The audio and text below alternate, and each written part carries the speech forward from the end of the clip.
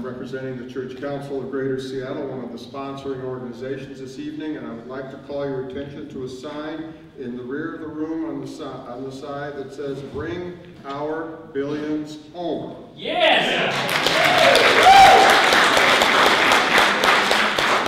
I would like to modify that statement slightly by saying, invest our billions in people's homes.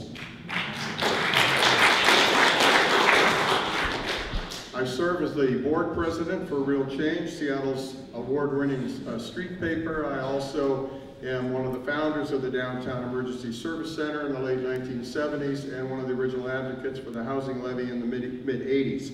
So I bring to this conversation an historic perspective. Homelessness is one of the most dramatic manifestations of poverty in America today, and it need not exist. Until about 1980, homelessness was a phenomenon or a problem that was a very minor problem, barely noticed in terms of the large scale of issues that we faced in our city. Not since after the Civil War or during the Great Depression, however, have we seen the amount of homelessness that has occurred in this country since about 1980, when Ronald Reagan and his colleagues in Congress and big business eviscerated and destroyed our federal commitment to low-income housing. If I could say any one thing to elected officials, federal elected officials this evening, that would be to restore the United States government's commitment to housing its own people.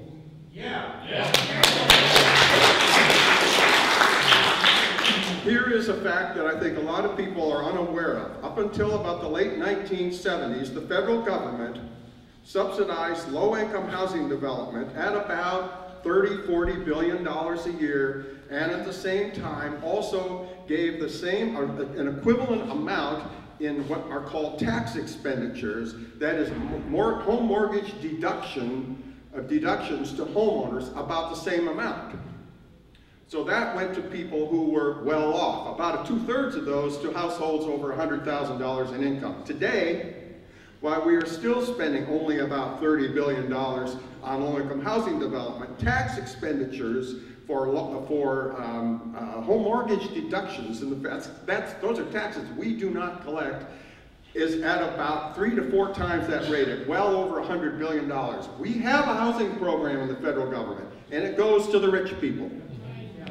That is one of the greatest problems that we have. We have also cut public housing. We've lost nearly 300,000 units of public housing in the United States. We've lost nearly 400,000 units of commitments to Section 8, which is the basic program that subsidizes families to rent housing on the private market.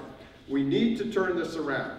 The McKinney homeless program that was created in the early 80s as a substitute for all these cuts in low-income housing only allows about $1 billion to $2 billion a year simply to provide support for shelter and other supportive services, while we are continuing to neglect investment in public housing, low-income housing development, and so on. The big program, along with the tax expenditure program that I just outlined, is the low-income housing tax credit. What we are doing now is we are giving tax breaks to rich people so that they can earn even more, take more money off of their income tax in return for investing in some low-income housing. Now, we are building some low-income housing through that, but it's not because we are taxing ourselves and using an equitable tax system to do that. But once again, we are favoring the rich through our tax system. So let's bring the billions home